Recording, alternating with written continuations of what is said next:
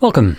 In front of me I have the AYANEO Packet S2 Pro, and I'll be going over unboxing along with a quick look at the handheld itself, along with specifications and just my general opinions about the product itself.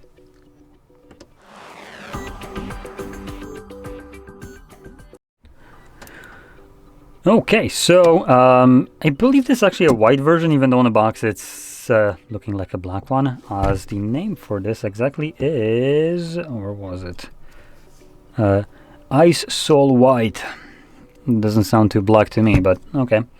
Anyway, let's just pop it open, and once I get it out, I can actually talk about the specifications and all that stuff.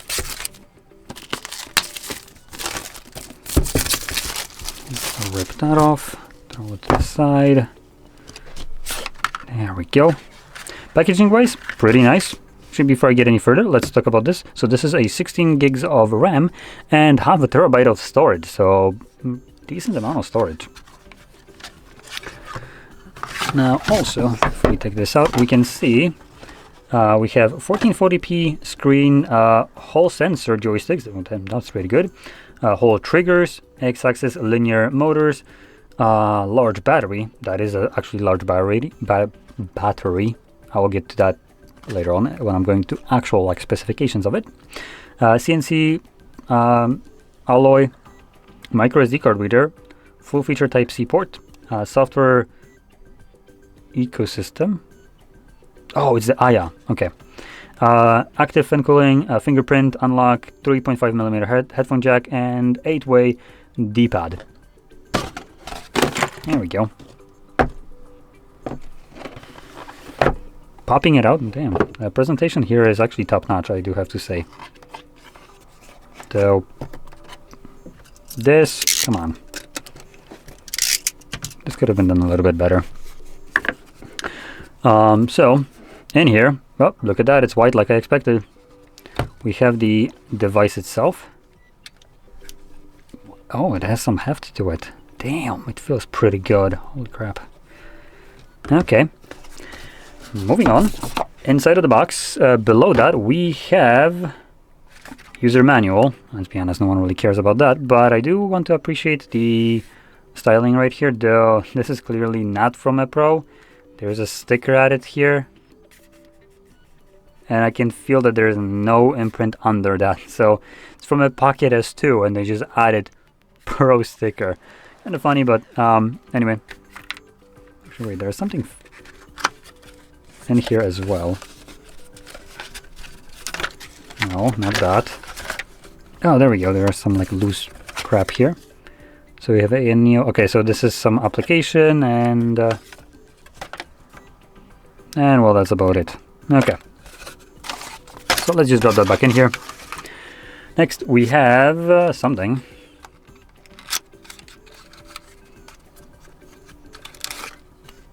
Oh, okay.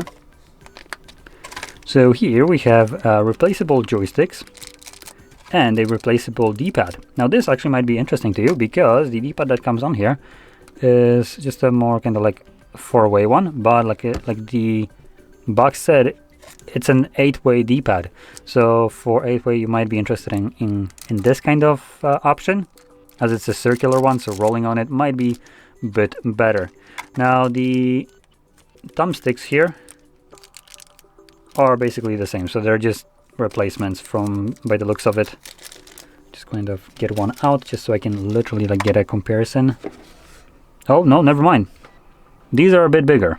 So as you can see, if I just place it down, it's a bit wider.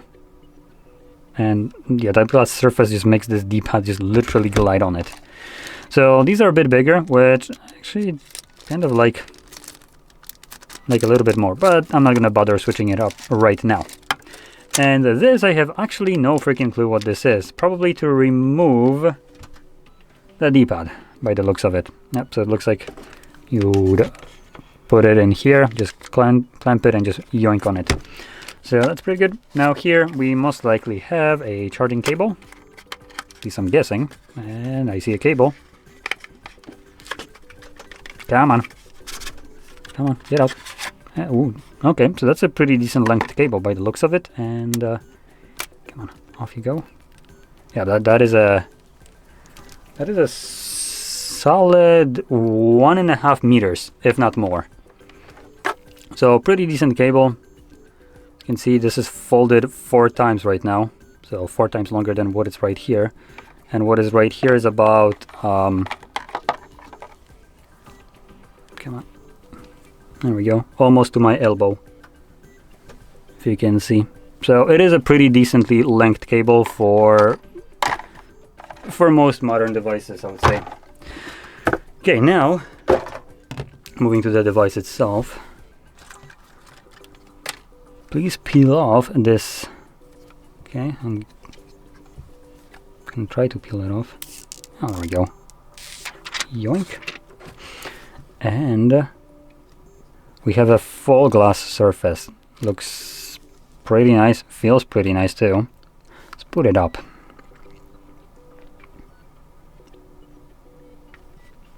Okay, so that's one of the things already that you can see right here, which is the processor.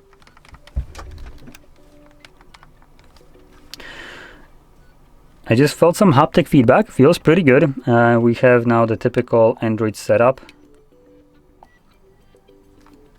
I honestly hate the fact that it comes with Android, but it is the most versatile platform, obviously, so it makes sense. Just gonna go through a quick setup just so we can see how the home screen looks like.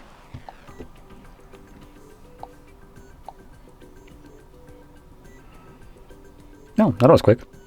And there we go. So it's now fully set up. We have the AYANEO space, we have a Play Store, and we have some other things like Chrome, Gallery, music, videos, voice recorder, and just the typical Android crap that you'd expect. So that's pretty nice. Now, when we take a look at the actual device, we can start to talk about some of the specifications. So one that was already visible was the Snapdragon processor. This is the G3 Gen3 processor, which is one designed specifically for gaming.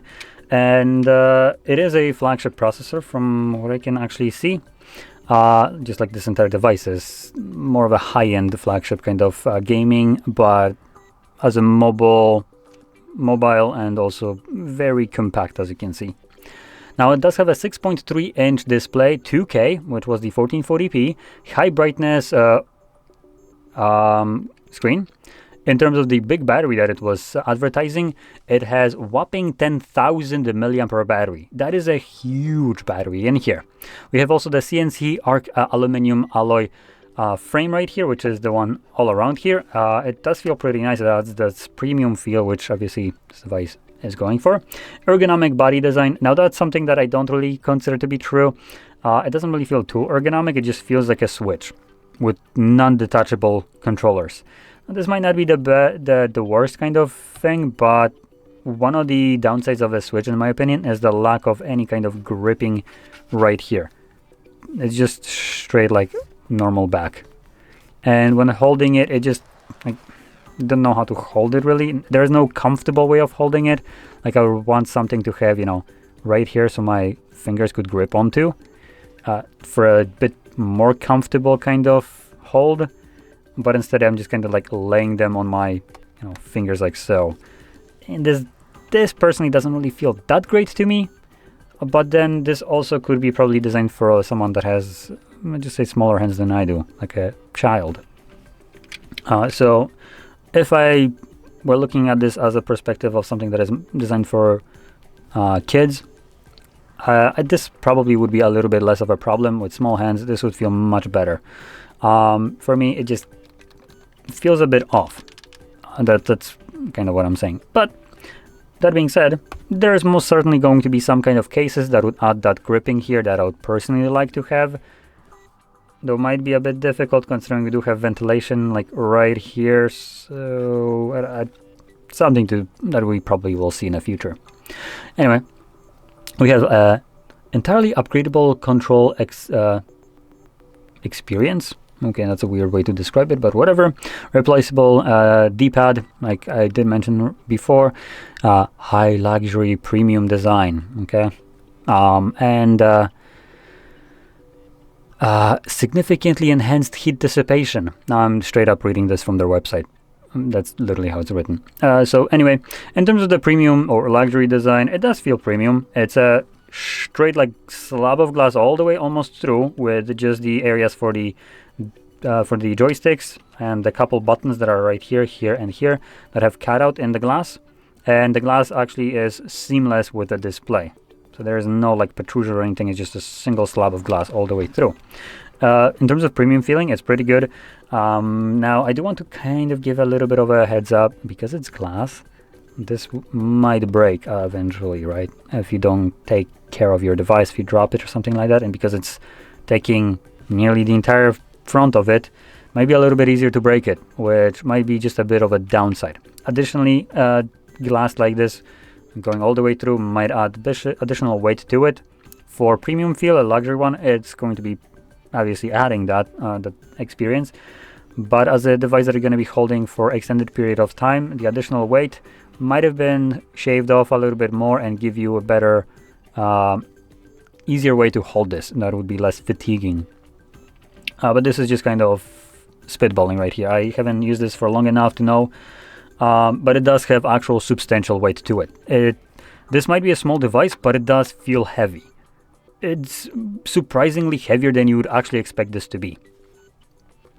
Now, with that out of the way, in terms of the design right here all around, outside of just the glass front, like I mentioned, it has the CNC aluminum right here with perforations for the speakers, the dedicated port for headphone jack, our Type-C charging port, our micro SD card right here, so you can plop in an SD card. Sweet. And on the sides we do have some button. I'm actually not sure what that is, to be completely honest with you. Doesn't seem like anything special. Next we have our linear triggers right here. So these are not like on and off, they're just like a typical joystick would. So if you press it halfway, it activates something halfway. It detects how far it's pressed.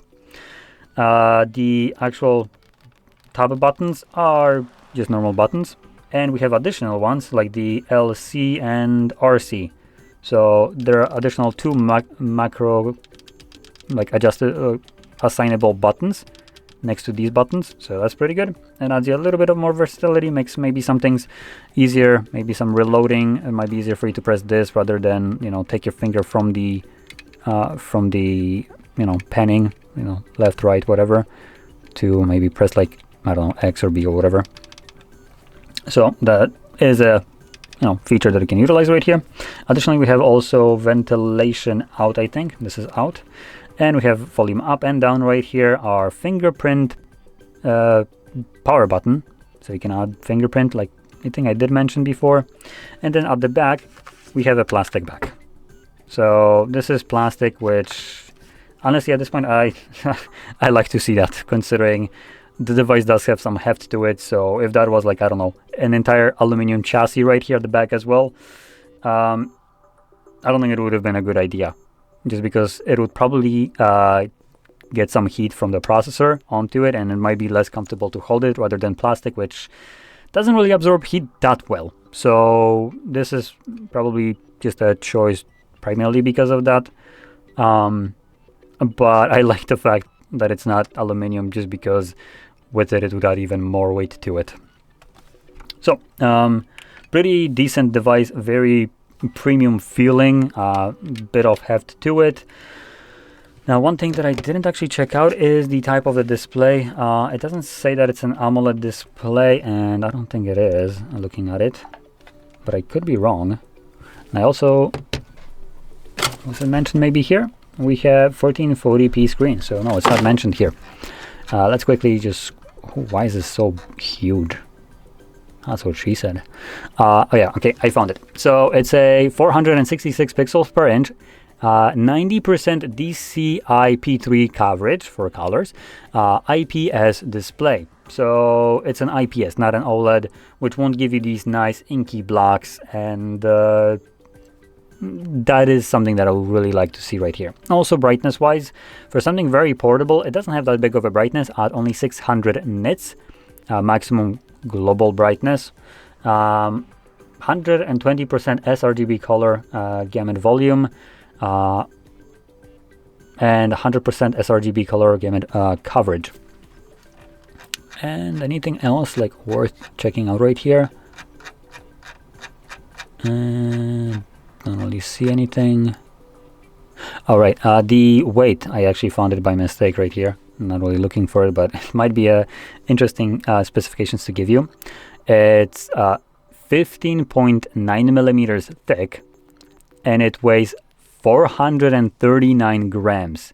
This is almost a half a kilo device. So it does have some heft to it, more than you would actually expect. Let's see, anything else here? A lot of pictures right here on their website.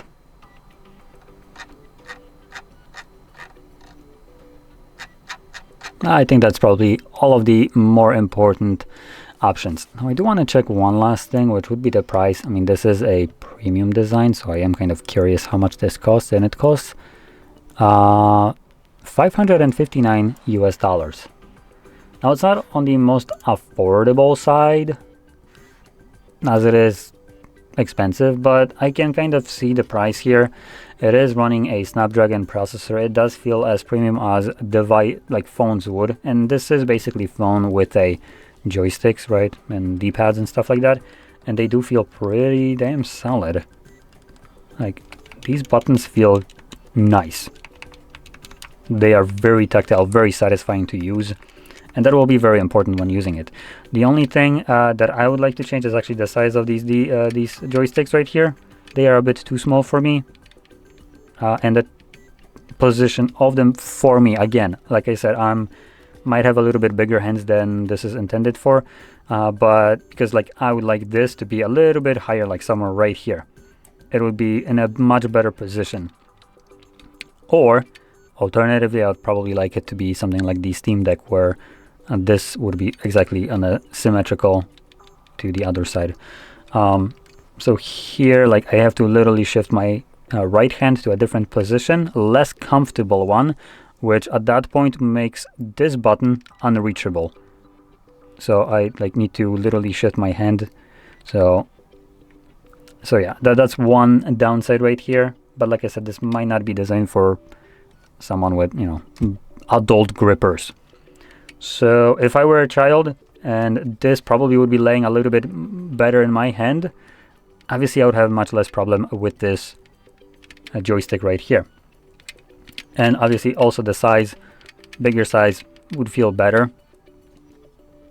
But yeah, still a solid handheld running Android as its system. Now talking about Android here, that is going to be a little bit of a limitation.